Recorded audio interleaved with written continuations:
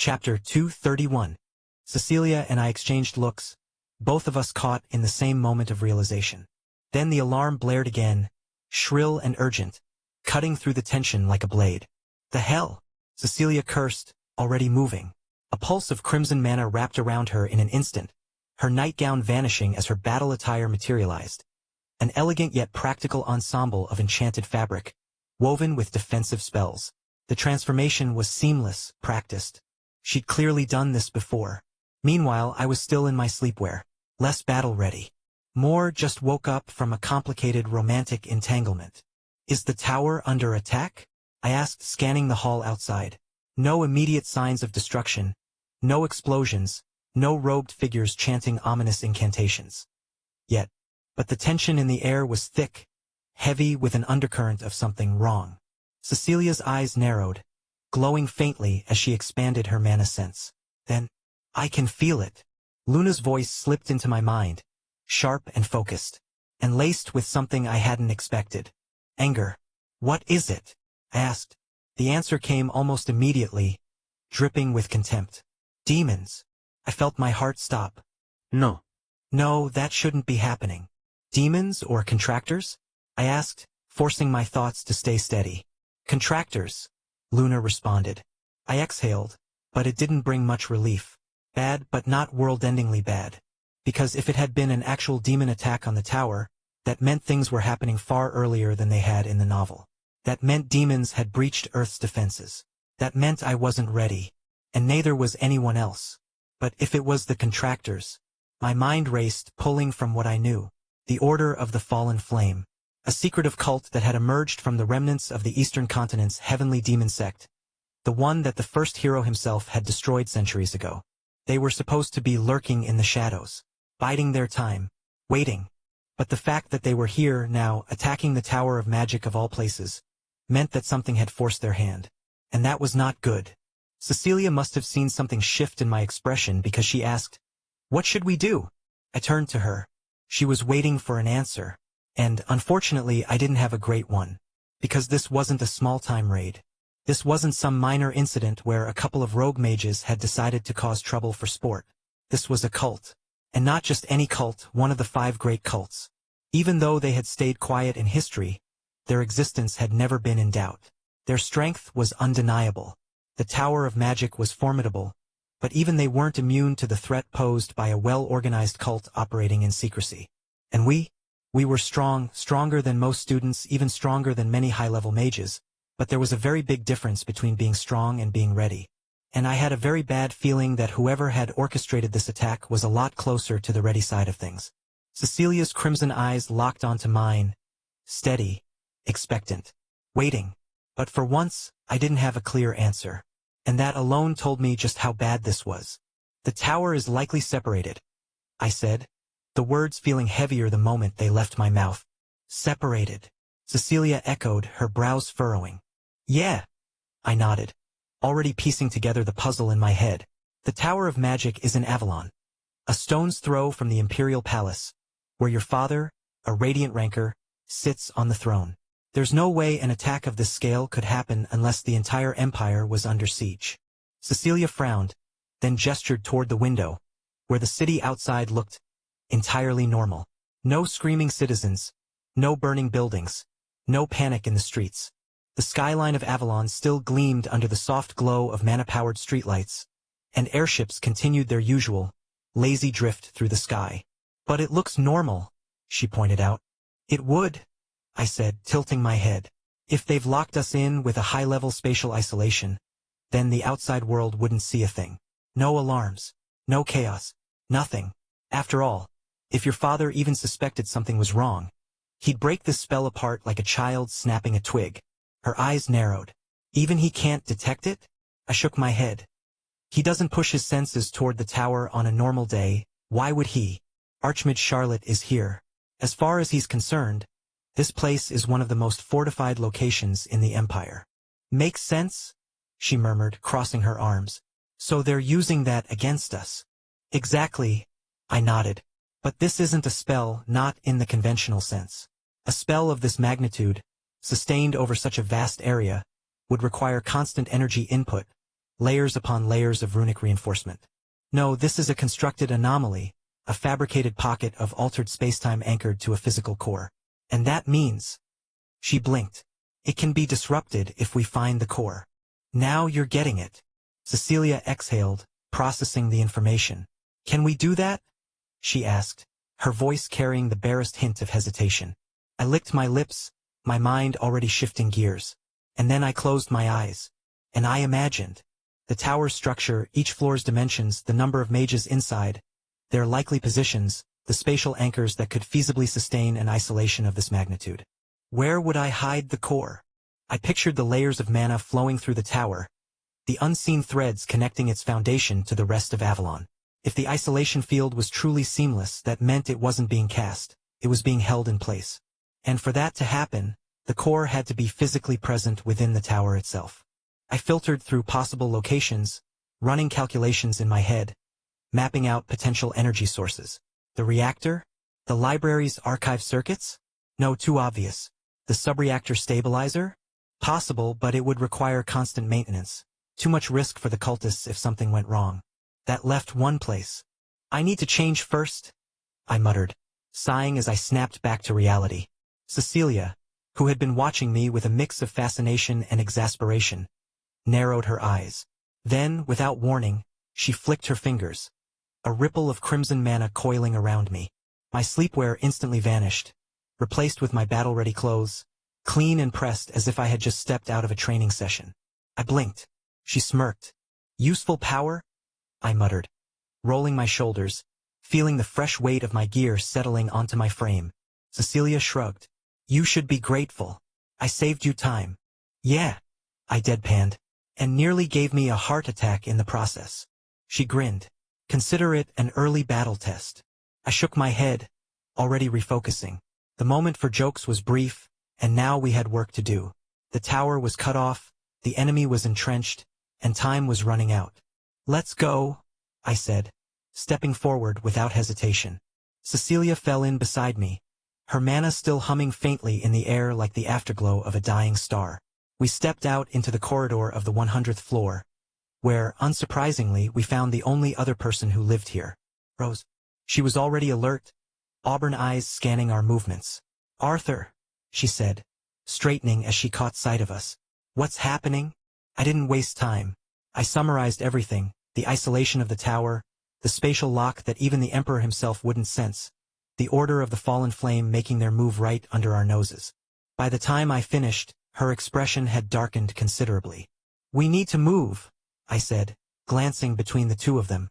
Both girls nodded without hesitation. But before they could take a step, I lifted a hand. Not up, though. They stopped. Cecilia frowned. What? Think, I said, glancing toward the wide, open corridor leading to the rest of the floor. We're on one of the highest floors of the tower. That means the cultists who matter, the strong ones, the ones who've surpassed the wall, will come here first. I let that hang in the air for a moment. And right now, we're not ready for that. Rose exhaled sharply. So, you're saying, we go down, I finished, to a lower floor, somewhere less obvious, less immediately fatal. Cecilia crossed her arms, considering it. And how do we do that? Because I don't think the elevators are going to be particularly cooperative right now. I smirked, and called forth a shadow. Erebus. A spatial rift ripped open beside me, dark mist curling outward as a skeletal form stepped into existence. Erebus, my lich, emerged from the swirling abyss, his empty eye sockets flickering with dark mana. His bony fingers curled as he straightened, tilting his skull slightly in my direction. Master, he intoned, voice a whisper of ancient death and cold logic. I can smell the stench of miasma in this place. I know, I said. Cecilia and Rose stood still, watching. Erebus, even in his suppressed form, was unsettling. I turned back to him. We need to teleport, the three of us, down to a lower floor. The lich tilted his head further, as if tasting the air. Master, he said slowly, it is not possible for me alone. The tower's wards. I know, I interrupted. I'm not asking you to do it alone. His glowing sockets locked onto mine, understanding flashing in his ancient gaze. I turned to Cecilia next, extending a hand toward her. Cecilia, Give me your witchcraft. She didn't hesitate. She reached out, pressing her palm against mine. Crimson mana, deep and rich like molten blood, flowed through our connection. I pulled it into myself, felt it change as it passed through me, warping, shifting, harmonizing as it turned silver beneath the influence of my gift. Lucent harmony. I exhaled, adjusting to the rush of foreign mana merging with my own. Then I looked back at Erebus. Now you. The lich bowed low, dark mist unfurling from his form as his mana joined the swirling pool of magic between us. His power, tainted with the remnants of undeath, wrapped around Cecilia's witchcraft and my lucent harmony, intertwining in a way that shouldn't have been possible. Ordinarily, the Tower of Magic's anti-teleportation wards were absolute. But right now, they had already been weakened by the cult's spatial lock. And between the three of us, my harmonization, Cecilia's witchcraft, and Erebus's knowledge of the abyss, we had just enough leverage to break through. The air shuddered as the spell took shape. Rose tensed, watching as reality itself rippled around us. Will this actually work? I gave her a small, sharp grin. We'll find out in 3 seconds. Then the spell activated, and the world shattered around us in a burst of silver, crimson, and black. Chapter 232. Charlotte exhaled. A slow, measured breath that carried the weight of pure annoyance. In that moment, the tower's corridors seemed to hold their breath, the mana in the air thick with expectation. I cannot believe this, she muttered under her breath, rolling her shoulders as her mana unfurled around her. Thick as a tidal wave and just as merciless, the very air shuddered under the sheer force of her power, as though reality itself were trembling at her might. To think, she continued, her emerald eyes glinting with cold fury, that I would be this underestimated. Her mana swirled hungrily around her, like a kingdom's subjects bowing in absolute submission to their sovereign, every spark and wisp eager to obey. And when she let it loose, it obeyed without question. The space around her detonated, the force whipping through the chamber like a hurricane. The explosion sent the 3 cultists hurtling backwards. Their robes were torn, still smoldering as their bodies regenerated almost immediately, skidding to a halt on the scorched floor. They gritted their teeth in unison, a pitiful chorus of defiance. But these were no ordinary cultists. They were cardinals, high-ranking figures of the Order of the Fallen Flame, immortal rank mages whose very names could inspire terror in the hearts of lesser beings. In almost any other battle, these cardinals would have been unrivaled. Almost, because against a radiant ranker, against Charlotte Alaric herself, they were utterly outmatched, nothing more than pawns in a game they never truly controlled. Charlotte tilted her head, the glow of her magic flaring even brighter as if to scorn their audacity. Come on then, she said, her voice edged with a mocking tone that cut through the tension. Is your little pope not here? Her words dripped with disdain, as if to suggest that without their supreme leader, these cardinals were nothing but overgrown children. No answer came from the group. Instead, the cardinals stood firm, their expressions shifting from furious to coldly focused. That subtle change in their demeanor made Charlotte narrow her eyes even further. They're buying time, she realized with a growing sense of both irritation and caution. For all their supposed power and fanaticism, they weren't attacking with the ferocity one might expect. They were stalling, waiting, calculating. Her lips pressed into a thin line. Where the hell is their pope? Charlotte's mind screamed the question as her fingers tightened around her staff. The Order of the Fallen Flame followed a strict hierarchy, its structure eerily reminiscent of the ancient religions of old. At the top sat the Pope, the undisputed leader whose mere presence held sway over all. Beneath the Pope were the cardinals, cultists wielding immortal rank power. Below them, the bishops, each an ascendant ranker with the air of one who had transcended mortal limits, followed by the priests, who reached white and integration rank. And finally, the foot soldiers, the nameless zealots who comprised the bulk of their forces. Charlotte's grip on her staff tightened even further. Whatever, she muttered, raising her arm with a force that made the very ground tremble. The space before her shimmered with raw potential, and then, in a dazzling display of arcane might, collapsed inward as a 9-circle spell took form. It was vast, absolute, the kind of spell that ended wars, that could bring even the mightiest foes to their knees. In that single, terrible moment, the battle would no longer be a mere clash of spells. It would become an execution. Before the spell could tear through the enemy ranks, a voice, light and playful beyond belief in such a dire moment, slithered through the charged air. Ah, Char, are you bullying my cardinals? The voice was familiar, disarmingly casual, almost absurd in the context of the carnage. Charlotte's eyes snapped wide. Her spell's devastating force abruptly interrupted. The formidable nine-circle spell, a world-breaking torrent of pure, devastating mana, was suddenly snatched away from her grasp. It wasn't countered or deflected. It was simply, inexplicably, deleted. The very waves of her magic curled inward, entangled in an intricate bloom of black roses that had materialized from nowhere. Their petals unfurled with an eerie, liquid grace, and then, with a soft, almost mocking crunch, her spell was gone. Charlotte clenched her teeth, her face contorting with anger. "It's you," she spat, her voice low and dangerous, her grip on her staff tightening as if to shatter it into splinters. From the shadows, a figure stepped forward. Her dark red hair caught the dim glow of the ruined battlefield, and her eyes, deep jade, so strikingly similar to Charlotte's own, gleamed with an unsettling mix of amusement and something far colder. The figure paused, letting her presence be known, and then the truth hit like a bolt of lightning. Evelyn Alaric. The revelation of Evelyn's presence sent a shockwave through the already chaotic scene. For a heartbeat, even the cardinals seemed to pause. Charlotte's expression twisted into a mixture of disbelief and rage. "It is you after all," she growled, her voice dripping with venom. "Evelyn." Evelyn smiled, a sly, knowing grin, and cocked her head to the side in a manner that was both playful and infuriatingly casual, as if she had just knocked over a priceless vase in a moment of mirth rather than treachery. "It's been some time," she mused lazily. "How have you been, sister?" Her tone was light, almost nonchalant, but beneath it lurked a tension that belied the words. Charlotte bristled, her anger mounting. "A traitor like you isn't my sister," she snapped, her voice a blade slicing through ice.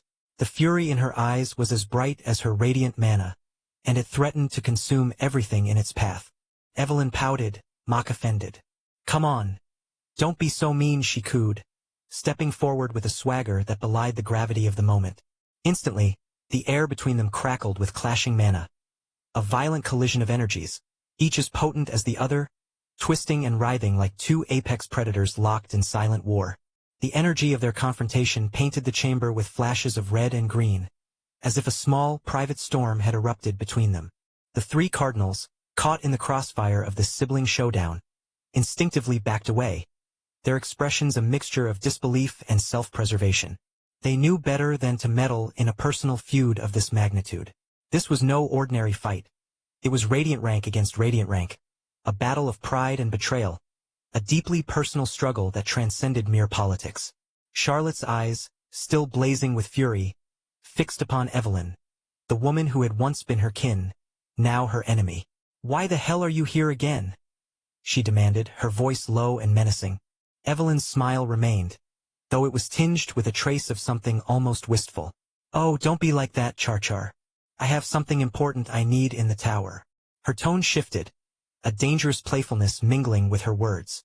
"Honestly, though," she continued, her voice dropping to a conspiratorial whisper, "you were quite a bad sister, weren't you? What were you doing with my thing?" The insinuation hung heavy in the air, laden with accusation and old wounds. Charlotte's jaw locked, her eyes narrowing to slits. "You have no humanity left, do you?" she spat, her words as sharp as the edge of a finely honed blade. Evelyn shrugged, a dismissive gesture that seemed to mock any sense of remorse. "Well," she said softly, her voice honeyed but devoid of true warmth, "I guess not." For a moment, silence reigned. A tense, brittle calm that was the precursor to the inevitable storm. The air around the two sisters vibrated with unsaid words and ancient grudges. Their mana swirled in turbulent patterns, colliding in midair as if the very fabric of magic were straining under the weight of their animosity. Shadows danced across the walls, thrown by the erratic light of their clashing power. Then, without warning, the tension broke. Charlotte's staff swung in a wide arc, and Evelyn's eyes flashed with icy determination. The first strike came like a clap of thunder, a violent burst of emerald and dark crimson mana colliding, shattering the tenuous calm that had briefly held them in suspension. Their magic intermingled, creating a chaotic tapestry of power that twisted the air and distorted the space around them. The sight was both mesmerizing and terrifying, a dance of light and darkness that spoke of ancient rivalries and deep-seated pain. Sparks flew, and the sound of colliding energies filled the chamber, a cacophony that drowned out even the desperate cries of the cardinals who watched in stunned silence. Chapter 233. The space around us warped. It was an odd, stretching sensation, like being yanked through a too-narrow tunnel at breakneck speed. And then, 3 seconds later, we landed hard on the 10th floor. Unfortunately, I hadn't exactly accounted for precision in our landing. "Hey, Arthur," Rose stammered, her voice dangerously close to a squeak. That was when I realized the situation. I was on top of her. Cecilia, on the other hand, was on top of me. In short, it was a pile of limbs, tangled clothing, and very, very compromised personal space. "Ah," I muttered, registering the exact way my hands had ended up, one pressed against Rose's waist, the other trapped under Cecilia's thigh. Rose's t-shirt rode up slightly, revealing a small rose tattoo on her stomach. That is oddly cute and quite fitting, I thought. Both of them were red-faced, wide-eyed, and glaring at me like they were debating whether murder was a reasonable response. "Sorry," I said, attempting to untangle myself, which, in hindsight, was probably the wrong move, because the moment I shifted, Rose inhaled sharply. "Don't move." Her voice was quiet, too quiet, the kind of quiet reserved for either calm meditation or imminent homicide, which, given the circumstances, could go either way. "I have to," I countered, pushing forward to reach the white panel I'd spotted near us. This, unfortunately, led to further squirming, which only made everything worse. Cecilia groaned, half in exasperation, half in something dangerously close to embarrassment. "Arthur, I swear, if you don't." There was a click as I finally pushed against the panel. The door opened, and a blinding flash of light engulfed the room. The moment the brightness faded, the space around us expanded. "What the hell?" Cecilia muttered, pushing off me and dusting herself off. "A spatially manipulated room," I said, exhaling as I finally stood up properly. Cecilia shot me a glare. "Yeah? Well, that explains absolutely nothing." Ignoring her, I rubbed my thumb against the ring on my finger, summoning my laptop in a flicker of light. Rose, now back on her feet, tilted her head. "What are you doing?" I crouched beside the panel, extracting a thin wire from my smartwatch before connecting it to the device embedded in the wall. A low hum vibrated through the space as mana circuits lit up, pulsing in sync with the data now flowing into my laptop. "Hacking?" I said simply, my fingers already flying over the keyboard. Cecilia crossed her arms. "Hacking?" Rose's brows furrowed. "This is the Tower of Magic, you know? The most secure building in the Empire." I didn't look up. My brain was already running calculations, processing the incoming flood of data at a speed that would have been impossible for most. The Tower of Magic was the most secure place in the Empire. But even here, especially here, there were flaws. The world I had been reborn into was far more advanced than my previous one. Mana circuits, AI constructs, quantum encryption powered by elemental cores. It was beautiful, really. It had taken time to adjust, to understand the nuances of a world that still operated on zeros and ones, even when merged with magic. But in the end, that was the key flaw. In the world of zeros and ones, mana had to obey the rules. It was forced into a rigid system, where every command was structured, every action bound to predetermined sequences. That was its weakness. I smirked. "Arthur," Rose said cautiously, peering over my shoulder. "You're grinning." "That," Cecilia added, eyeing me warily, "is never a good sign." I ignored them both, my fingers dancing across the keyboard, weaving through layers of mana-encoded firewalls with a precision that would have made even the best spellcasters envious. In a world where technology and magic hadn't fully merged, the systems remained vulnerable. And to me, this was nothing more than a puzzle. One I was about to solve. I watched the incoming data stream in real time. Buried within the tower's encrypted depths, I could see exactly what I had expected. The infrastructure of the spatial lock, its anchor points, the distortions in mana flow. This was it. The Order of the Fallen Flames manipulation. I smirked again. This was my domain. In the world of zeros and 1s, I was the sole king. Rose leaned closer, watching as lines of data scrolled across my laptop screen, her crimson eyes flicking between the numbers and my expression. "What are you seeing?" she asked, her voice edged with curiosity. I didn't answer immediately. My fingers danced over the keyboard, the code flowing seamlessly into place. Then, with a final keystroke, I hit enter. A holographic 3D map flared to life in front of us, the projection spanning the entire width of the room. The Tower of Magic, in its full 200-story glory, materialized in midair. A perfect, glowing replica. Rose blinked. Okay, that's insane. Cecilia, who had been watching in quiet skepticism, crossed her arms. How is this even possible? I smirked, leaning back slightly as I admired my handiwork. Oh, I just manipulated the artifacts. Cecilia narrowed her eyes. That sentence should not be said so casually. Rose gave her a look. I mean, at this point, it's Arthur. Of course he did something impossible. I ignored them both, gesturing toward the floating map, which now displayed a constantly shifting web of movement. Every individual inside the tower marked with detailed mana signatures, their physical positions, and even their relative power levels. Basically, I explained, the tower is filled with mana-imbued artifacts, security wards, communication relays, defensive constructs, you name it. They're all connected to the same primary network, designed to monitor and regulate magic flow throughout the building. I tapped a key, zooming in on the 10th floor, where a series of red dots marked hostile presences. So I just redirected that system. Instead of monitoring for intruders, it's now tracking everyone. Friend, foe, and everything in between. Cecilia's gaze flickered to the map, her eyes scanning the shifting markers.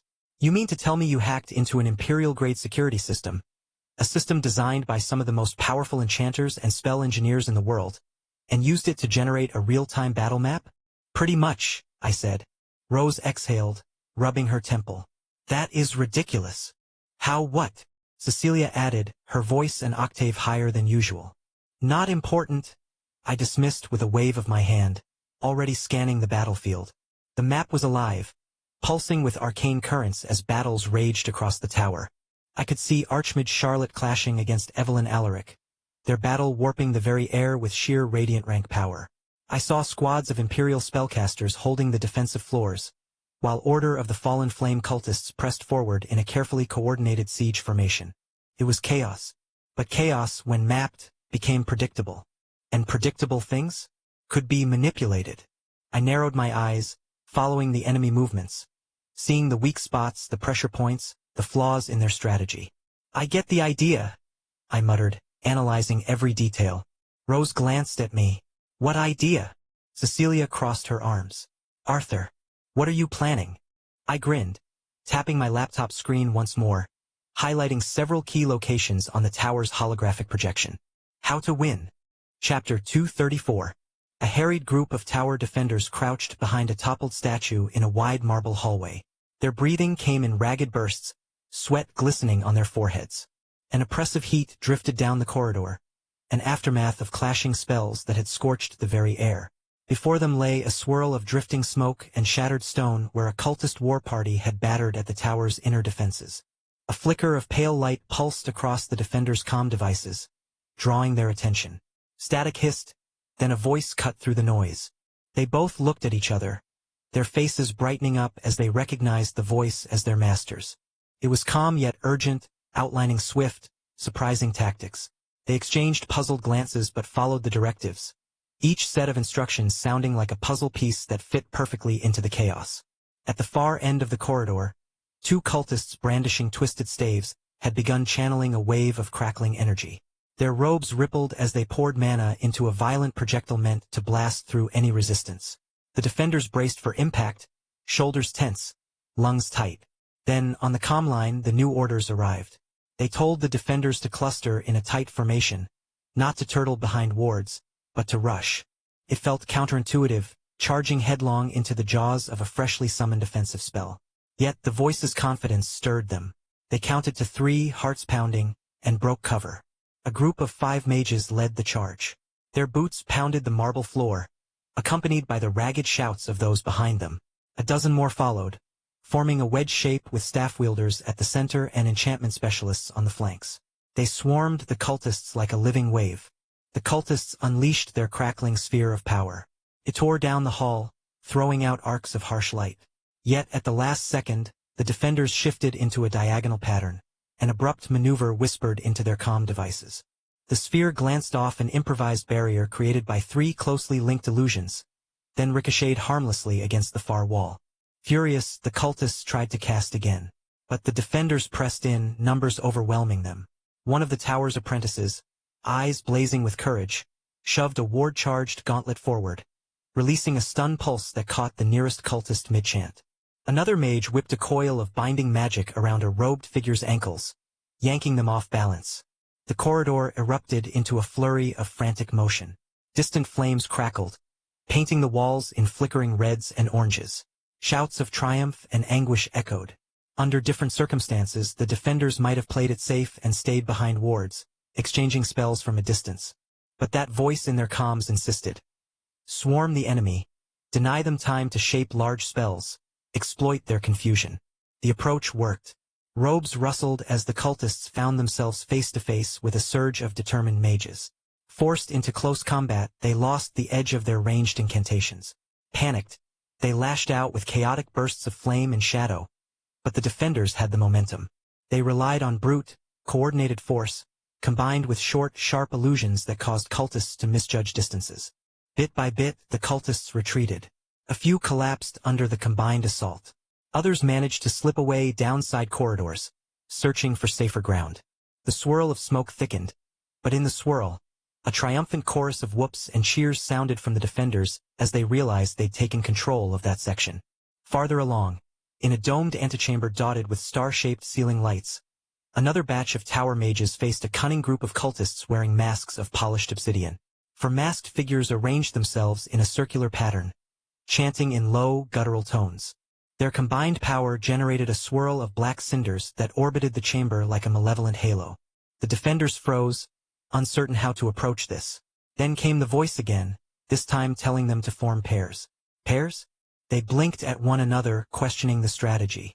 But it was said with such unwavering clarity that they obeyed. Each pair approached from a different angle, stepping carefully around the swirling cinders. In pairs, they projected illusions of themselves while brandishing small bursts of disruption magic. Tiny arcs of force static. Like choreographed dancers, they moved in and out of the swirling cinders, timing each approach so the illusions drew hostile fire. The real mages ducked under crackling sparks, weaving low amid the chaos to close the distance. Soon, the cultists found themselves under pressure from 6 directions at once. Their circular chant faltered. The black cinders flared in disarray, creating random bursts of heat and light that missed their marks. A disguised enchanter used a quick-fire stun on one cultist, while a second mage followed up with a rope of shimmering hex, pulling them down. The black cinders vanished. The cultists, seeing their formation shattered, abandoned that post and melted into the side passages. Another victory. Another instance of swarming, illusions, and cunning that outpaced raw destructive power.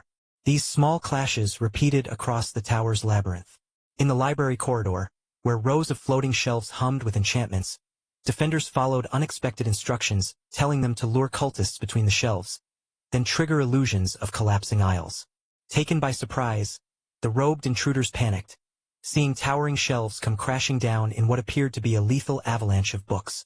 The illusions had no physical force, but the confusion it caused left them wide open to stun bursts and physical takedowns. Elsewhere, near the tower's alchemical labs, a group of advanced mages used illusions in a different way, projecting false images of doorways that led nowhere. Cultists rushed through them, only to find themselves in cramped alcoves or dead ends. Mages then swarmed from all sides, layering binding spells and tranquilizing potions. One robed figure attempted to teleport out, but the combined illusions scrambled his spatial lock, resulting in a botched jump that left him sprawled on the floor. Throughout these pockets of battle, a single thread linked the defenders' success. Timely, precise orders whispered into their calm lines. As the minutes crawled by, the cultists found themselves steadily squeezed. They lost ground in the library, in the sublevel labs, in high balconies overlooking the city. Reports filtered through the comms of squads of zealots forced into a frantic retreat, or pinned down by illusions so convincing they dared not move for fear of a non-existent avalanche or collapsing floor. In one particularly cramped hallway, 2 robed figures clashed with a half-dozen mages. Flames and illusions spiraled overhead, scorching the stone ceiling. Under normal circumstances, the cultists might have driven the defenders back with withering spells. But the defenders rushed them in pairs from opposite ends, as though reading from an identical script. They unleashed a wave of chilling magic from one side, a flurry of illusions from the other. The cultists jerked in confusion, turned too late, and caught a half-dozen stun bolts all at once. They collapsed, their battered forms smoking. The defenders sank to their knees, exhausted, relief flickering across their faces. Another success. Another corridor reclaimed. Along the tower's grand staircase, usually a place of solemn reflection, lined with portraits of great mages, fierce combat raged for nearly 10 minutes. The cultists tried a last-ditch stand there, attempting to control the heart of the tower. They bombarded the approaching defenders with swirling arcs of shadow-laced wind, toppling statues and warping the steps themselves. But a new set of instructions arrived, telling the defenders to form squads of 4. Each squad was to take a different landing, converging from multiple elevations at once. In effect, they swarmed from every nook in the stairwell. At the top, illusions made it look like an entire platoon was descending. On the middle landing, real squads advanced slowly, hurling stun bursts and illusions of collapsing pillars.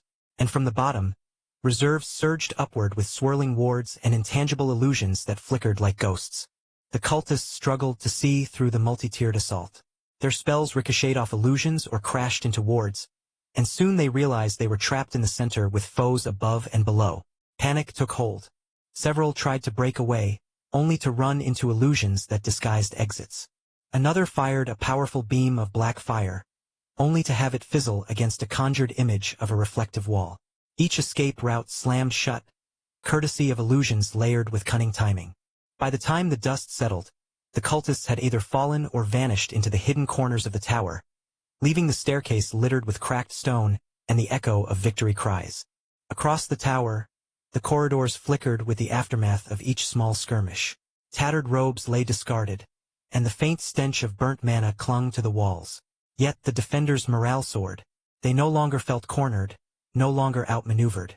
Step by step, corridor by corridor, they reclaimed the tower's labyrinthine depths. Eventually, pockets of cultist resistance collapsed in on themselves. Reports trickled in of disorganized retreat. Some robed figures managed to flee to upper floors trying to regroup. Others simply surrendered, drained of mana and will.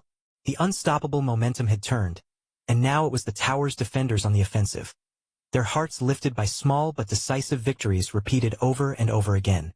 In the hush after another rout, a group of exhausted mages leaned against the base of a grand spiral pillar, their calm devices flickering as they listened for the next order. One of them, eyes brimming with relief, murmured, "We can win this." No one disagreed. Chapter 235. What the hell is this? Cecilia thought. She stared at the scene before her, failing to process it. The Tower of Magic was one of the most secure buildings on the planet, well renowned for its technological infrastructure. Arcane encryption, security protocols designed by some of the most brilliant minds in human history, surveillance systems capable of tracking mana signatures down to the finest detail. And yet, a boy, not a battle-hardened mage, not a legendary strategist, but a boy was shattering through those defenses with nothing but a laptop, a smirk, and the casual arrogance of someone who made the impossible look like child's play. Tens of thousands of mages, hundreds of floors, a coordinated counteroffensive that turned a cult invasion into a desperate retreat. Arthur wasn't just reacting to the chaos, he was controlling it. His fingers danced across the keyboard, issuing rapid, calculated commands through the hacked comms.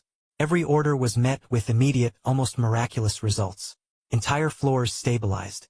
Swarms of cultists routed. Tactical groups of defenders moving like they trained for this moment their entire lives. Cecilia's brain short-circuited. This was not normal.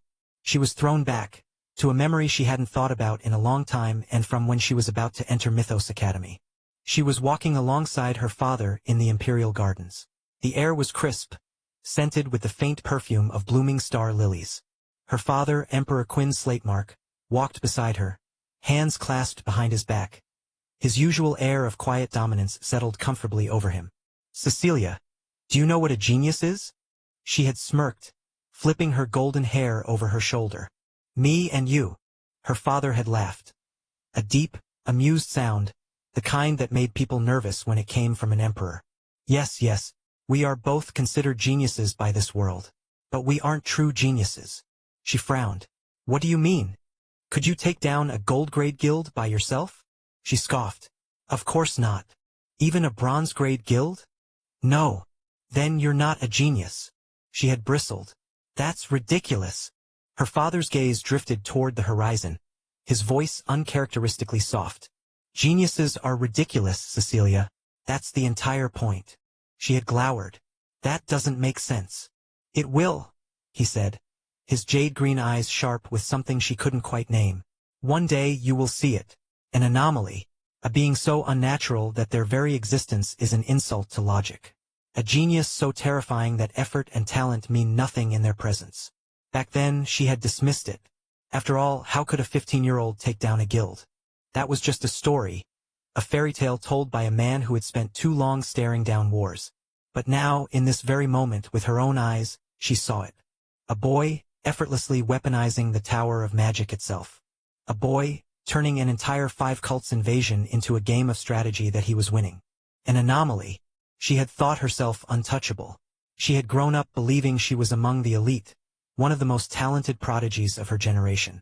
But right now, watching Arthur work, she realized something. She had never even understood what a true genius was. I can't interfere in the higher-level battles, Arthur muttered, his voice calm, but edged with frustration. But this should be enough. Cecilia blinked, dragging herself back to the present. Rose crossed her arms. What about the spatial lock? Arthur sighed, rubbing the bridge of his nose. Can't do anything about it. It's anchored to the top floor, where the cult leader is going toe-to-toe with Archmage Charlotte. Cecilia's stomach clenched. That fight. The Order of the Fallen Flames Pope was there. One of the most dangerous figures in the entire world. And we can't do anything? She asked, hating how small her voice sounded. Arthur shook his head. We are nothing more than ants to them. He leaned back, stretching his arms as if he hadn't just outmaneuvered an entire cult's invasion force with a hacked comm system. We need to stay here. This place is safe enough. All right. Rose agreed, her voice steady. Cecilia nodded, but a slight frown tugged at her brows. She sniffed the air, her crimson eyes narrowing. Why is there a floral smell? She muttered. It smells like roses. Arthur inhaled instinctively, his own senses picking up the faint, heady scent of blooming petals. Rose stiffened. Her expression shifted, not confusion, not curiosity, but something else. Something closer to alarm. Before any of them could react, the air rippled. A single black rose appeared in the center of the room, its petals inky, almost liquid, as if they had been plucked from the void itself. Arthur and Cecilia didn't hesitate. Attack first, ask questions later. Lucent harmony flared within him as he wove a 5-circle light spell, pure radiance gathering in his palms. Beside him, Cecilia's crimson magic coiled and crackled. Wild, chaotic, unrestrained. 2 spells, launched in perfect sync, raced toward the black rose. Neither spell landed. The moment they neared, more roses bloomed from nothingness, dark, twisting petals unfurling like creeping tendrils of midnight. And then the spells were simply gone. No explosion, no resistance, just erased, as if they had never existed. Arthur's breath hitched. That wasn't nullification. It was something far worse. The air warped again. A shadow took shape in the center of the room, emerging with the slow, deliberate grace of someone who had never needed to hurry a day in their life. Dark red hair, jade-green eyes, presence like velvet-wrapped steel. She looked like Charlotte. But she wasn't Charlotte. Rose didn't move, didn't speak, didn't breathe. Arthur's body tensed on instinct, every nerve screaming at him to react, to do something. But he couldn't move. Not because of magic, not because of some binding spell, but because the sheer weight of the woman's presence had turned the very air into something suffocating.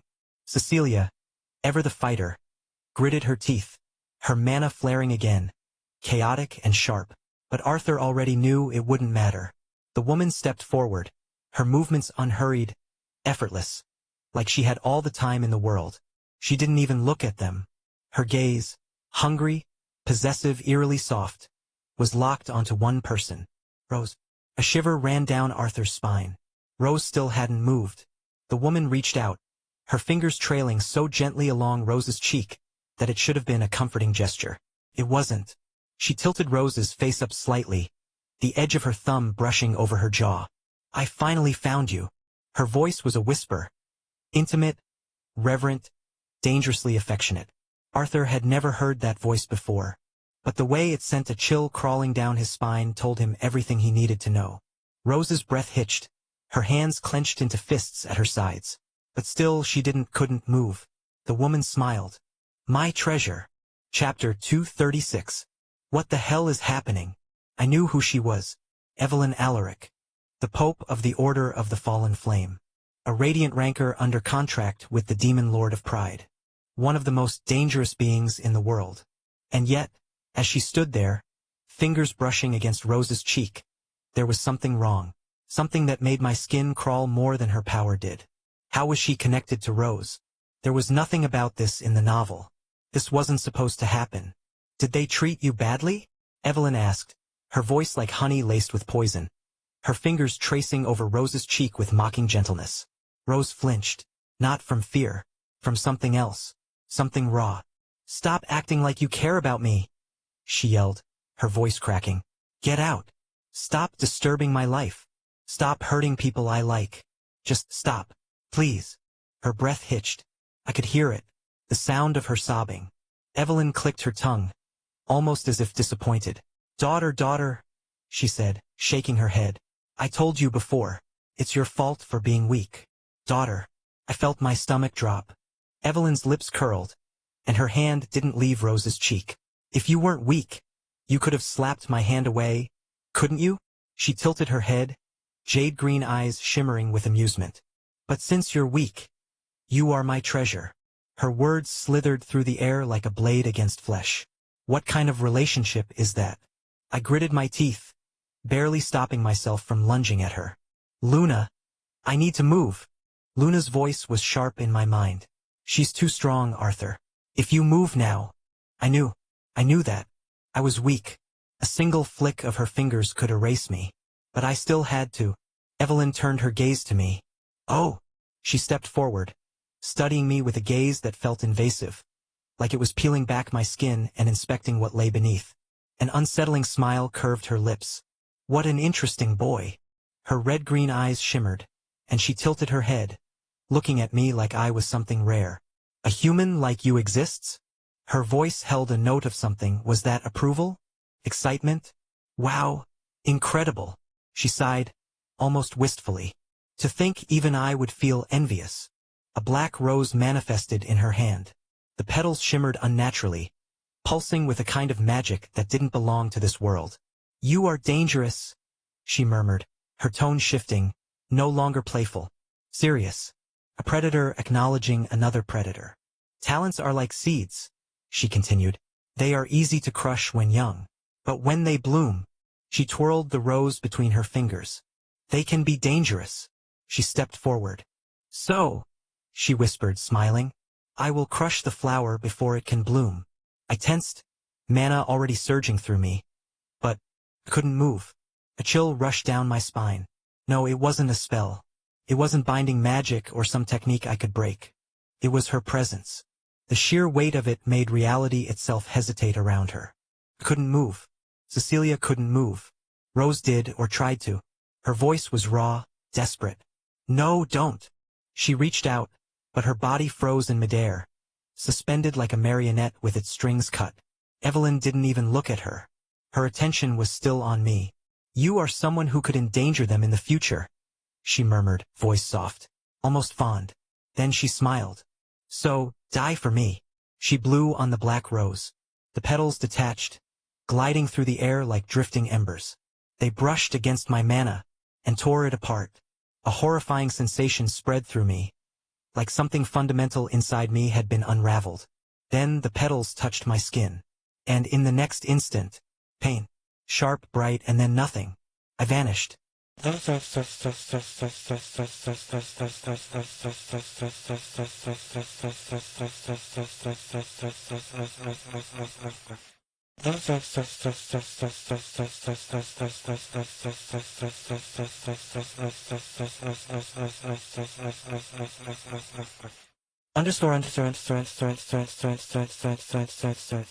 Rose Springshaper was born from a lie. A deception woven so intricately that even those who lived it struggled to untangle its threads. Her mother, Evelyn Alaric, was a woman of ambition, the Pope of the Order of the Fallen Flame, a radiant ranker bound to the Demon Lord of Pride. She had no interest in love, no desire for family. She saw people as tools, resources, pieces on a board to be manipulated. And Count Levon Springshaper, a man of nobility, wisdom, and genuine affection, was merely another pawn. Evelyn never loved him. She didn't need to. She only needed what he could give her. A child. A daughter. Potential heir. One that she believed, hoped, would inherit something greater than herself. She whispered lies into the Count's ears, wove illusions of affection, played the part of a devoted partner just long enough for fate to take its course. And when she conceived Rose, her act was flawless. For the first few years she remained watching, waiting. But the moment she realized Rose was ordinary, a child with no grand power, no earth-shattering gift, she disappeared.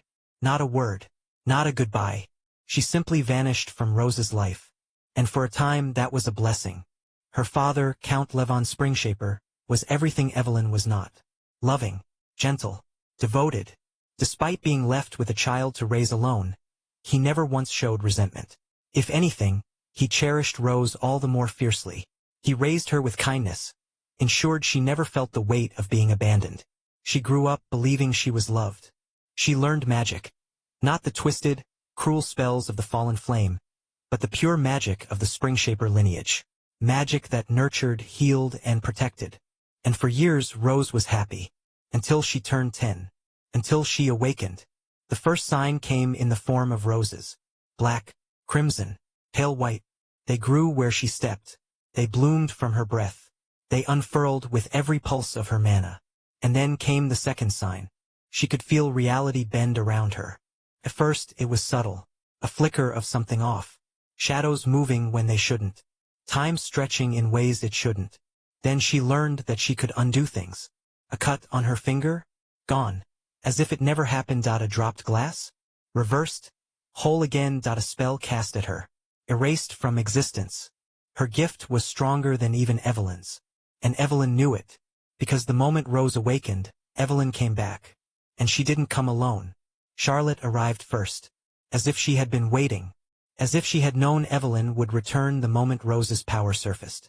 The battle that followed was one so destructive that the land around the Springshaper estate was forever scarred, reduced to glassed earth and crumbling ruins. Evelyn, furious at the realization that her daughter was stronger than her, demanded Rose be given to her. Charlotte refused. The battle that followed shook the skies. Charlotte, the greatest spellcaster in the world, fought Evelyn, the fallen prodigy turned monster. Light against darkness. Creation against destruction. Sister against sister. And though Charlotte won, she barely won. Battered and bloodied, she stood over Evelyn's fallen form, her body screaming in exhaustion, her magic flickering like a dying ember. Evelyn, weakened but not broken, only laughed. You won't be able to keep her from me forever. And then, before Charlotte could strike the final blow, Evelyn vanished. Charlotte never forgot those words. She knew Evelyn would return. And so Rose was hidden. Rose was taken to the Tower of Magic. Her gift, too dangerous, too uncontrollable, was sealed. Charlotte and the Imperial researchers worked together to suppress it, locking it away so deep within her soul that even Evelyn would think it was gone. For years, Rose was made to believe that her power had been erased, that she was nothing special anymore, that she was normal. It was the only way to protect her. And it worked. For years, Evelyn lost interest. Believing her daughter was a failure, she abandoned her once again. Rose, for her part, tried to move on. She trained, she studied, she lived. And then she met Arthur Nightingale. And for the first time she fell in love. It should have been over. The past should have stayed buried. But fate is never so kind. Evelyn had discovered the truth. Somehow, someway, she had learned that Rose's gift still existed. And now she had returned to claim her treasure. Rose was powerless to stop her. She could only watch as Arthur, the boy who had stolen her heart, the boy who had made her believe in something more, stood defiant before a force he could never hope to defeat. She could only watch as her mother, cold and smiling, raised a single black rose and whispered his death sentence. She could only watch as the petals touched Arthur's body, and he disappeared. Pain, unlike anything she had ever felt, ripped through her. Something inside her broke. A chain, a lock, a cage forged by magic stronger than she had ever known. And in its place, her gift awakened. The air itself cracked. Roses bloomed in the empty void where Arthur had once stood. A pulse of unmaking rippled through reality, fracturing the very laws of existence. Evelyn's smile widened, and Rose, eyes blazing with power that should not exist, finally spoke. "Give him back." "Nobody will be giving anybody back," a male voice sighed. Then the world paused. Chapter 2:37. Evelyn's lips curled into a delighted smile as power surged from her daughter. Finally, that annoying seal was gone. For years, the Tower of Magic had suppressed her treasure, burying that beautiful, monstrous potential under layers of spellcraft and deception. But now it was free. And yet, something was off. Not in the way her daughter stood, trembling with newfound strength, nor in the air that cracked and twisted around her as reality itself bent under her presence. No, it was something else. A sigh cut through the charged silence. A male voice. "Nobody will be giving anybody back." The voice muttered, irritated, almost bored. Evelyn's entire body stiffened. Slowly, she turned. Arthur Nightingale stood there. Alive. She blinked once, then twice. That wasn't possible. She had watched her black rose petals slice through him, watched his body unravel at a fundamental level. He hadn't simply died, he had been undone. Yet there he stood, looking as though he had just woken from a nap. "You're alive," she murmured, genuinely surprised. Arthur looked up at her, tilting his head as if examining a minor curiosity. Then he smiled. "Interesting trick," he said lightly, brushing non-existent dust from his sleeve. "So that's why Charlotte isn't interfering." Evelyn's breath caught. Her fingers twitched. How did he notice that?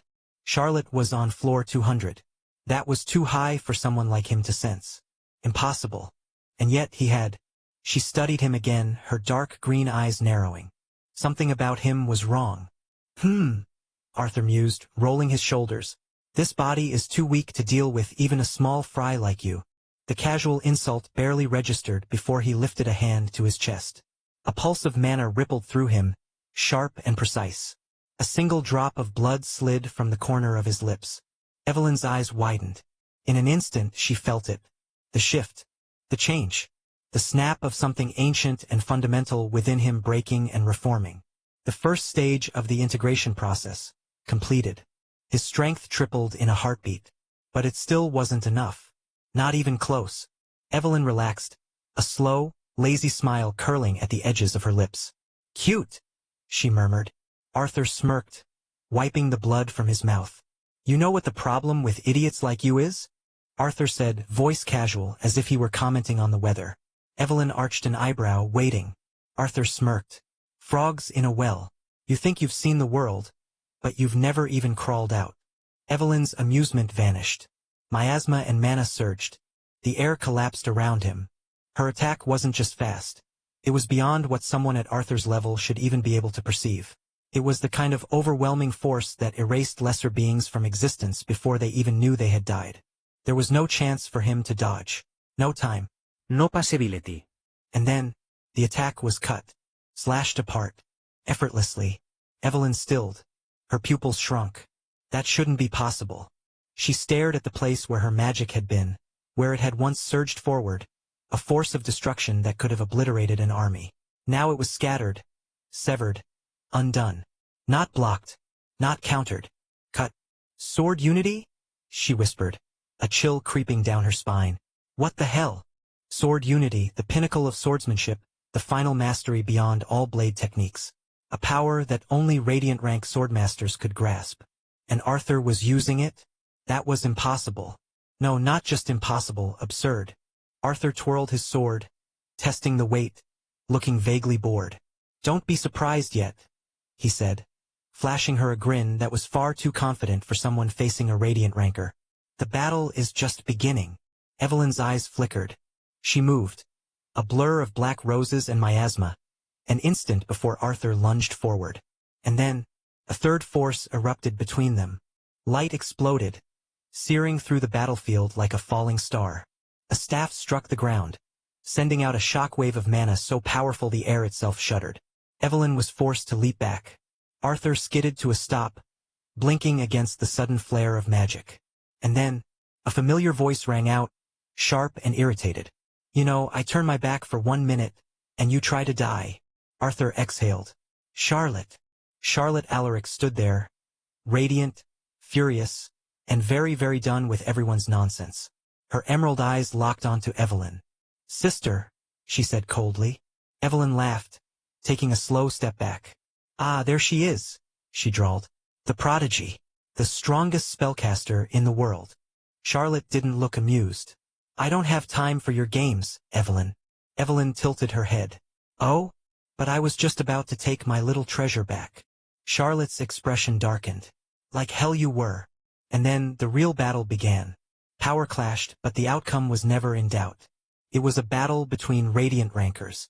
Light against darkness. Precision against chaos. Charlotte against Evelyn. Magic ruptured the air, warping the very space around them. Evelyn's attacks came in waves of black roses, blooming with eerie, twisting power. Their petals sharp enough to slice through reality. Miasma churned, forming tendrils of darkness that lashed at the tower's very foundations. Charlotte didn't falter. Her magic was pure, controlled. She wielded spells without hesitation, layering defensive formations and countering every one of Evelyn's twisted distortions. But even as she fought, her gaze flickered to Arthur. He was still standing, but barely. Blood dripped from his lips. His breathing was uneven. The backlash from whatever he had done was beginning to catch up to him. And then he collapsed. Charlotte was there before he hit the ground. She caught him, her arms wrapping around his collapsing form as his consciousness faded. Arthur! Her heart stopped for half a second, her breath catching. He was alive. Barely. But whatever insanity he had pulled off had drained him completely. Evelyn stood a few feet away, watching them, her jade-green eyes unreadable. Then, she smiled.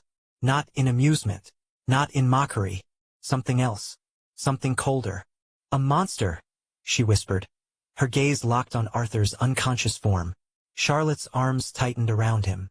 Evelyn exhaled, brushing a strand of dark red hair behind her ear.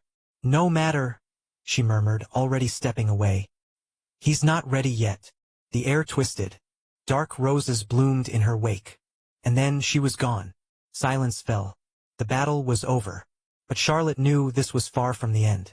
Arthur lay limp in her arms, his body still trembling from the strain of his sudden advancement. Across from them, Rose had collapsed where she stood, her breathing unsteady. Cecilia, too, had fallen, her body finally giving in to exhaustion. They had survived. Charlotte exhaled, rolling her shoulders as she surveyed the battlefield. The last of the cultists had retreated, their presence erased from the Tower of Magic. The spatial lock, a twisted, high-level distortion that had caged them inside, was now nothing more than residual energy fading into the ether. Charlotte had undone it with ease. Finally done, she muttered, rubbing her temple. But before she could even begin to relax, her senses flared. Something was wrong. She moved instantly, flickering across the tower's halls in a blur of motion. The healing ward was quiet. Cecilia, Rose, and Arthur lay on their beds, their bodies recovering under layers of restorative magic.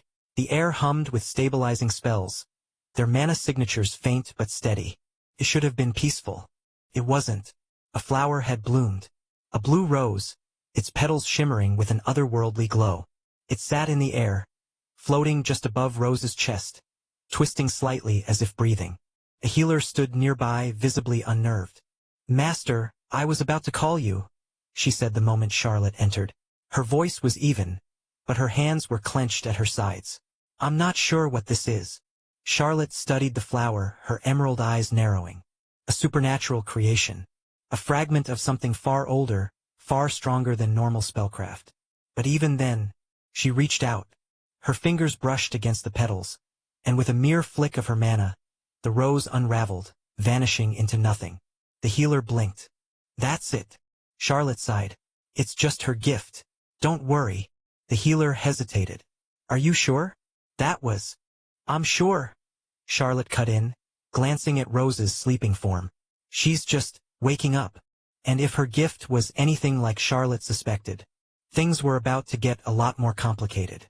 Charlotte left the ward, her mind already moving to the next issue. She stepped into her office, the weight of the day pressing down on her, but she didn't sit. Instead, she reached for her phone.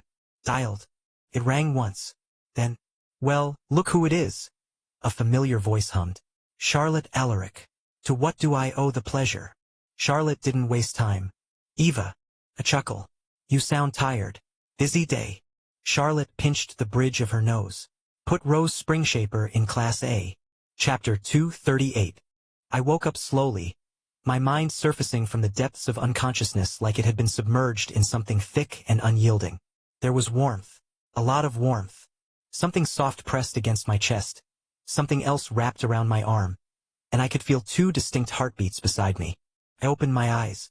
Rose was curled against me on one side, her brown hair splayed across the pillow, her grip tight around my arm like she was afraid I'd disappear if she let go.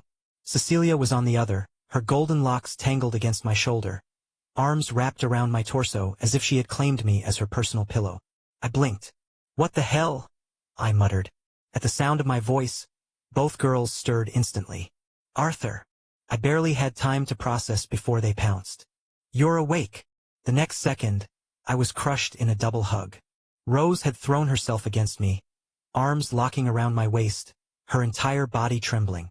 Cecilia followed immediately, equally relentless, burying her face into my neck. I sat there stunned. What? You idiot! Cecilia's voice shook, and when I glanced down, her crimson eyes were wet. You died. You were gone. You! Rose, still hugging me tightly, muttered into my chest. I thought I lost you. For a moment, I didn't know how to react. I didn't remember dying. The last thing I recalled was Evelyn, the black rose, the sensation of my body being unraveled, and then, nothing. Yet here I was, alive, and stronger. That realization hit me all at once. I could feel it, the sheer density of my mana, the refined quality of my body. It wasn't just a minor improvement. It was like I had ascended to an entirely different level. I clenched my fist. Power pulsed through me, controlled, compact. What happened? I asked, my voice hoarse. Rose and Cecilia pulled back slightly, though neither let go of me. You really don't remember? Rose asked, searching my face. I shook my head. The last thing I remember is Evelyn attacking. After that, nothing. Rose and Cecilia exchanged a look. You! Rose hesitated, then swallowed. You disappeared in front of us. Evelyn, she killed you. Or at least we thought she did. Cecilia nodded, her grip tightening. Your entire body was torn apart. There was nothing left. We thought. Her voice cracked, but she forced herself to continue. We thought you were gone. A cold chill ran through me. I had died? No, that wasn't right. If I had truly died, I wouldn't be here now. Something had happened. But what? I exhaled, pressing my fingers against my temple. I don't remember any of that. Rose bit her lip, glancing away. I awakened my gift when I saw you die. I looked at her, surprised. Your gift? Rose nodded. For a moment she hesitated. Then she lifted her hand. A single blue rose bloomed into existence on her palm, its petals pulsing faintly, with an almost otherworldly glow. Reality itself bent when you disappeared, Rose said quietly. And then my gift awakened. I stared at the flower. I could feel it. It wasn't just mana. It was something more. Something dangerous. Cecilia, meanwhile, let out a sharp breath. And somehow, despite that, you came back. I clenched my fist again, exhaling slowly. I would have to figure this out later. For now, I looked at Rose. You mentioned your family. She tensed. Then, after a moment, she nodded. I need to tell you everything. Rose sat up slightly, her hands clenching against her lap. My mother is Evelyn Alaric, she said, voice tight. I froze. I had suspected there was some connection. Evelyn had called her treasure, and the way she had spoken to her had been far too familiar, but hearing it outright still hit like a truck. Cecilia's expression darkened. That's why she called you her treasure. Rose nodded. She never wanted a daughter. She only had me because she thought I had potential. She let out a bitter laugh.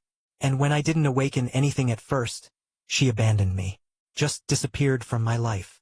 A long silence stretched between us. My father, Count Springshaper, he raised me. He actually loved me, Rose continued, her voice quieter now. And for a while I thought that was enough. That I didn't need her. I watched as she clenched her hands tighter. Then, when I turned 15, I awakened my gift for the first time. And she came back. I inhaled sharply. So that's why Evelyn returned. She wanted to claim me, Rose whispered, like I was a prize. But Charlotte stopped her. They fought. And after that, my gift was sealed. Sealed? I asked, frowning. Rose nodded. Charlotte and the tower researchers locked it away. So Evelyn lost interest. And now, Cecilia muttered. She's realized the seal is gone. I exhaled. Everything made sense now. Rose had been hidden, her power buried, her existence kept quiet. The tower had lied to Evelyn, making her think her daughter was useless. But now Evelyn knew the truth. She would come back. Again. And again. Until she got what she wanted. Before any of us could say anything else, the door opened. Charlotte strode in, her presence immediately filling the room with an undeniable weight. She looked at me first, her emerald eyes scanning over me like she was checking for damage. Then, satisfied that I wasn't about to drop dead, she turned to Cecilia and Rose. Nobody, she said, voice firm, says a word about this to anyone. Cecilia tensed, but nodded. Understood. Rose hesitated, then gave a small nod as well. Charlotte's gaze flickered back to me. That includes you, Arthur. I met her stare evenly. I figured. For a moment, she studied me, really studied me, as if trying to see something deeper than what lay on the surface. Then she exhaled, rubbing her temples. This has turned into a nightmare, she muttered. I need a drink. I snorted. Cecilia rolled her eyes. That's your solution to everything. Charlotte shot her a look. You nearly died. You don't get to judge me right now. Cecilia huffed but didn't argue. Charlotte exhaled and leaned back against the chair, crossing her legs as she patted Rose's head like she was a child. Anyway, she said casually, as she already told you, this girl is my niece. Rose huffed at the treatment but didn't pull away. And since she awakened her gift, she'll be joining Class A for her second year at Mythos Academy. I blinked. Wait. You're not sealing it again? Charlotte sighed, rubbing her temple. Impossible. Why? Cecilia asked, her brows furrowing. Gifts are supernatural powers, Charlotte explained. The only reason we managed to suppress hers before was because she was young, still in the early stages of development. Now that she's grown, so has the gift. It's impossible to seal now. Cecilia crossed her arms. Then what's stopping Evelyn from just attacking Mythos Academy? A valid concern. Evelyn had proven she didn't care about rules. I know the headmaster is a radiant ranker, Cecilia continued. But still, Charlotte's lips curled. I'm not stupid, she said simply. Cecilia and Rose exchanged a look. Don't worry, Charlotte added. I have a plan. That didn't reassure me at all. Then, suddenly, she clapped her hands together, making both Rose and Cecilia jump. All right, you two out. Rose narrowed her eyes. Why? Cecilia looked just as suspicious. Because I need to talk to Arthur. A brief, heavy pause. Then, begrudgingly, the two girls stood up, but not before giving me a long, warning glance. Charlotte waited until the door shut behind them. Then, with a snap of her fingers, a soundproof barrier sealed the room. The air shifted. Charlotte's teasing demeanor disappeared. Her emerald eyes narrowed. All right, she said, calm and serious. I didn't tell them this, but the reason I'm fine with Rose going to Mythos Academy, even with Evelyn after her, is you. I blinked. Me? Charlotte nodded, studying me like a puzzle she hadn't quite solved yet. Yes, you. Her fingers tapped against the armrest. I don't know what it is, she continued, but you have something inside you, something powerful. Luna. My mind immediately went to my contracted Qilin, but Charlotte's words made it sound like it was something else. What do you mean? I asked cautiously. Charlotte's eyes gleamed with something calculating. There was a reason you didn't die from Evelyn's attack, she said. And it wasn't luck. It was that entity inside you. I swallowed. And you think Evelyn knows that? Oh, she knows, Charlotte murmured. That's why she backed off. That's why even she won't dare to attack you directly. Especially at Mythos Academy, where there's another Radiant ranker to keep an eye on you. I frowned. That doesn't make sense. Evelyn is one of the most dangerous people in the world. Why would she be afraid of me? Charlotte leaned forward, resting her chin on her hands. That, she said, her voice dropping to something low and unreadable, is what I intend to find out. Charlotte stepped forward, her movements slow, deliberate. Her emerald eyes locked onto mine, not with their usual dry amusement, but with something colder, something calculating, like she was testing a theory. Before I could react, before I could even process what was happening, her hand slammed against my chest. Then, she shoved me down. The breath was knocked clean out of me. I barely had time to inhale before an overwhelming pressure bore down, pinning me to the bed with a force that made my vision blur at the edges. It wasn't magic. It wasn't some elaborate spell. It was pure, unfiltered dominance, a radiant tranker's weight pressing against something far weaker. Charlotte leaned in, her voice a whisper of steel. "Come out." The pressure increased. My ribs groaned in protest. "Or," she added, her tone casual, almost bored, "I kill this boy." A sharp spike of pain shot through my lungs. My limbs felt numb, my thoughts splintering under the suffocating force. My vision flickered. The world darkened at the edges, narrowing into a tunnel of deep, suffocating black. Then, something warm. Vit. A single drop of blood slid down my cheek, trailing from the hollow of Charlotte's neck. Chapter 239. Charlotte exhaled sharply as she stepped back, lifting her hand to her neck. Her fingers brushed against the wound. A thin, invisible slice, so precise that she hadn't even felt the cut being made. "Incredible," she murmured, almost to herself. She pressed against the wound lightly, expecting it to vanish, for her body's natural regeneration to mend it instantly. Nothing happened. Her heart skipped a beat. She was a radiant ranker. Her regeneration was leagues beyond mortals, beyond even immortal rankers. There wasn't a force in this world that should be able to leave so much as a scratch on her without her body instantly repairing itself. Yet this cut remained. It didn't bleed like a normal wound. It simply sat there, a quiet, damning mark of something far beyond her understanding. And for the first time in a very, very long time, Charlotte trembled. If that attack had the intent to kill. Her thoughts stalled, her breath hitching for just a moment. She didn't want to finish the thought. Slowly, she turned her gaze back to Arthur. Still unconscious. Still breathing. How was any of this possible? Arthur was strong for his age, yes. He was dangerous, yes. But this wasn't something a boy should be capable of. This wasn't something anyone should be capable of. A message through an attack, huh? Charlotte thought, her fingers brushing the wound again. The cut finally began to close, her regeneration kicking in as if it had just now been permitted to. And then she saw it. Faint, almost imperceptible, carved into the very fabric of space itself. A message. She read it carefully. Then, she sighed. "Got it?" she muttered, rubbing her temple as her mind pieced everything together. "That makes more sense."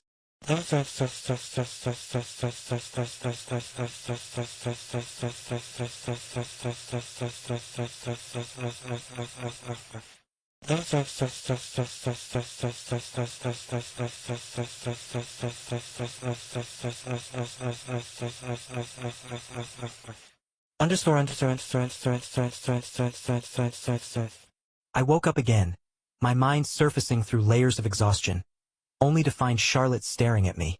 Not with amusement, not with exasperation, just staring, like I was a particularly strange experiment she had yet to categorize.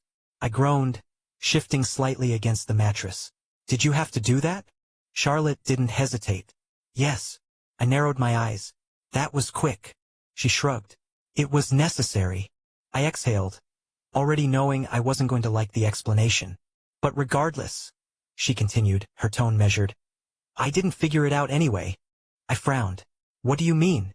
Charlotte leaned back slightly, crossing one leg over the other. "All I got was that it's limited." I blinked. "Limited?" She nodded. "Yes, limited. It's a power that can threaten even me, but it has restrictions. Especially because of how weak you are right now." I tensed. A power that could threaten a radiant ranker? That wasn't just dangerous, it was terrifying. "Luna, do you know anything?" I asked mentally. Her response was immediate. "No." A pause. Then quieter. "I have no idea what this entity is." That was unsettling. Luna wasn't just some random spirit. She was a Qilin, an entity that had existed for far longer than most beings. If even she didn't recognize whatever was inside me, then what the hell was I dealing with? Before I could dwell on it further, Charlotte's voice pulled me back. "Anyway," she said, Shifting gears. You've completed the first stage of the integration process now. I blinked. Right? That had happened. Since you had a black and white star, Charlotte continued, you can now use deep dark and pure light. I flexed my fingers, testing the flow of mana through my body. It was different now. Richer, denser, like I had broken past a barrier I hadn't even known was there. Yeah, I murmured. I'm stronger, no doubt. Charlotte gave a small, satisfied nod. Then, unexpectedly, she bowed. Not dramatically, not in some grand gesture, just a small, precise movement, but it caught me completely off guard. And, thank you, she said. I stared. For what? For this? Charlotte gestured vaguely, as if indicating the entire tower. Because of you, the Tower of Magic survived. I opened my mouth, but she continued. I already made you my disciple, but that's not enough. We need to reward you for this. So, what do you want? I thought about it. Artifacts? No. I already had 2 ancient-grade artifacts, things most people in the world would kill for. More wouldn't help me right now. Gold? Unnecessary. What I needed was long-term investment. Sponsor my guild, I said. Charlotte raised an eyebrow. I leaned forward. I don't need immediate rewards, but when I get stronger, when my guild reaches gold grade, I'll ask for something then. A beat of silence. Then Charlotte grinned. Interesting. She tapped her fingers against the armrest, considering. Then finally she nodded. All right, you have a deal. She tilted her head slightly. Are you sure that's all you want? I smirked. I don't really need an artifact. Charlotte sighed, stretching her arms as if rolling the weight of responsibility off her shoulders. All right, she said. Anyway, since the Tower of Magic took considerable damage, we need time to recover. We can't host you anymore. I raised a brow. Are you kicking me out? Charlotte smirked. Not at all. But you're not part of the tower. While you are my disciple, you're not obligated to stay and help with repairs. Especially after everything you've already done during the attack. I nodded. That made sense.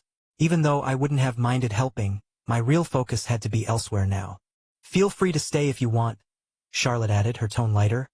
But as of now, your training here is officially over, at least for the summer break. I got up and bowed slightly. Thank you, Archmage Charlotte. Charlotte smiled, then turned on her heel and left the room. I barely had a second to process everything before the door opened again. Rose stepped in. She wasn't in her usual tower robes. Instead, she wore something simpler, an elegant yet casual outfit that suited her too well. She smiled at me, brushing a lock of red hair behind her ear. Hey! Hey, Rose! I greeted her with a nod. She hesitated for a moment. Then, without warning, she knelt. My breath caught. She reached out, took my hand, and gently pressed it against her cheek. Her brown eyes locked onto mine, unblinking, unwavering. I love you. 3 words. Soft, quiet, but they hit me harder than any spell ever could. She said it again, slower this time. I love you so much. I felt my chest tighten. Then her voice dropped to a whisper. So, can you love me too, even knowing I'm her daughter? I didn't even hesitate. That doesn't matter to me. Rose's breath hitched. I held her gaze, firm and steady. What matters to me is who you are. Then finally I said it back. I love you too. Rose smiled. A real, radiant smile that made her entire face light up. Good answer, she murmured. Then she leaned in and kissed me. Her lips were warm, soft, fierce. The kind of kiss that left no room for uncertainty, no room for hesitation. She pulled away slightly, a teasing glint in her eyes. In her free hand, a blue rose materialized, petals shimmering with the soft glow of her gift. This is for you, she said, tucking it behind my ear. I raised an eyebrow. Don't I look weird? She giggled, shaking her head. No. You look cute. I sighed. Not sure how I feel about that. Before I could complain further, the door opened again. Cecilia stood in the doorway, arms crossed, golden eyes sharp. She looked between us, raising a brow. Oh? Are we handing out kisses today? Rose didn't move. She just smirked. Jealous. Cecilia scoffed, stepping into the room with measured grace. Jealous? No. Then, in a single smooth movement, she reached out, grabbed my collar, and pulled me down into a kiss. It was different from Rose's. Where Rose's kiss had been fierce, Cecilia's was possessive. Slow. Deliberate. By the time she pulled away, I was pretty sure my brain had short-circuited. "Now I feel better," Cecilia said, looking very pleased with herself. The Tower of Magic felt different now. The halls, once so filled with tension, now carried a strange sense of calm, as if the tower itself was exhaling after everything it had just endured. We stood at the entrance, the sky above clear and bright, the air crisp with the scent of magic still lingering in the air. Charlotte stood beside us, arms crossed. "Try not to cause too much trouble back at Mythos Academy," she said dryly. "I won't be there to babysit you." I smirked. "You say that like I cause problems on purpose." Charlotte gave me a look. Cecilia snorted. "He totally does." Rose nodded. "Absolutely." I sighed. "Et tu?" Charlotte chuckled. Then, after a pause, she glanced at Rose. "Take care of yourself." Rose nodded. Charlotte's gaze flickered to me. "And Arthur?" I straightened. "Yeah." She smirked. "Don't die again." Then, with a flick of her wrist, she vanished. I exhaled. Cecilia stretched, letting out a satisfied sigh. "All right, time to head back."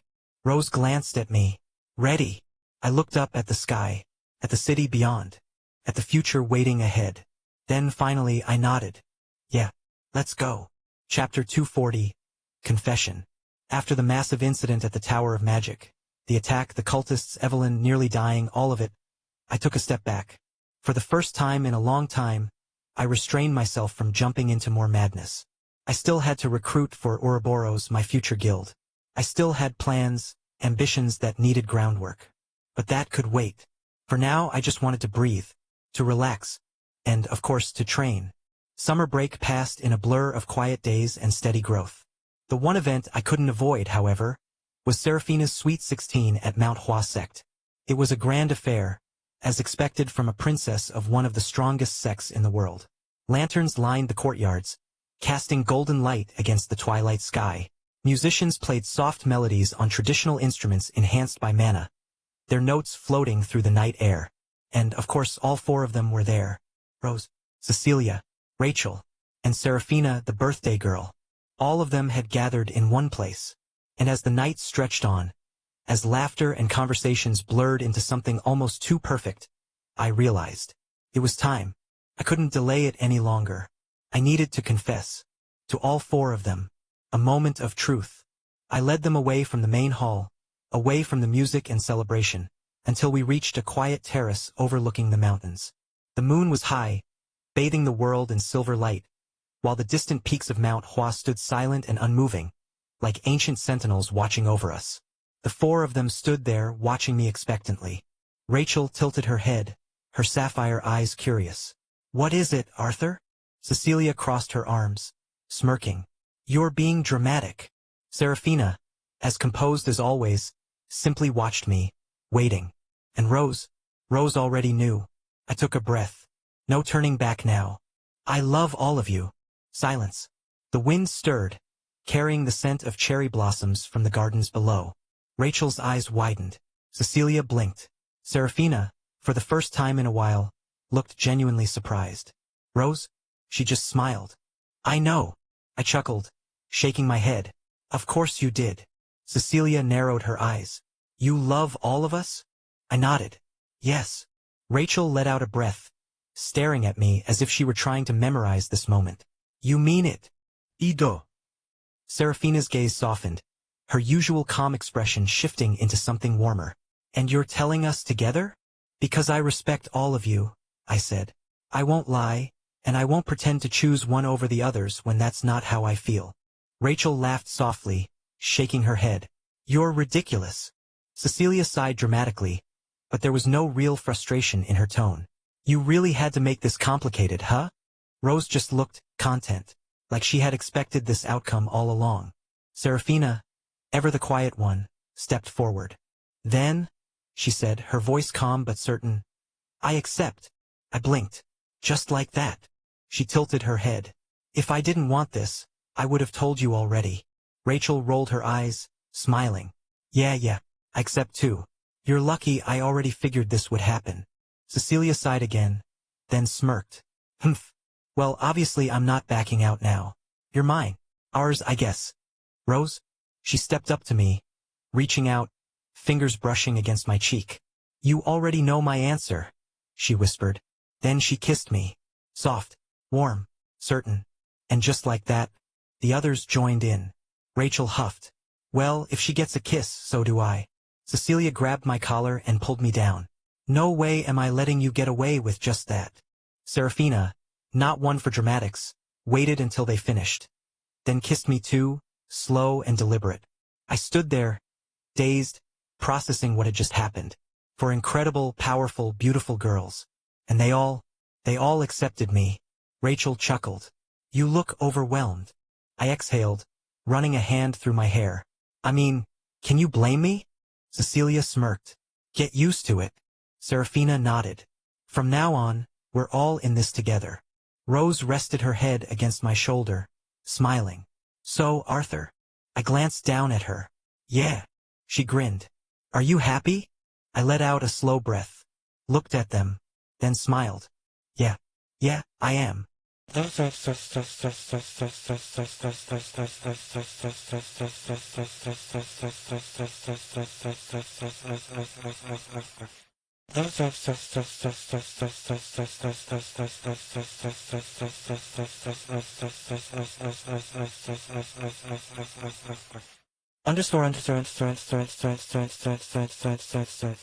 I spent the last few days at Mount Hua, lingering in the company of the 4 girls who had somehow, against all odds, become mine and I, theirs. There was something surreal about it. Serafina's quiet presence, Rachel's sharp wit, Cecilia's endless teasing, and Rose's unwavering confidence. Each of them pulled me in different directions, yet somehow, it all fit. But all good things had to pause, if not end. And so, after one last night beneath the lantern-lit courtyards, where laughter mingled with the sound of the wind whistling through the peaks, I returned to Avalon. Because summer was ending, and it was almost time to return to Mythos Academy. Back in Avalon, our home was alive with the kind of nervous energy that only came with goodbyes. Not just mine, Aria's too. She stood by the door, arms crossed, looking decidedly unimpressed at the fuss my parents were making. This is so unnecessary, she muttered under her breath. I smirked. You say that now, but wait until you actually have to live in the dorms. Slatemark Academy was in Avalon, yes, but like all elite academies, its students were required to stay on campus. Even Aria, despite the fact that she could probably walk home in 20 minutes if she wanted to. My mother, in particular, was not handling it well. She fussed over Aria,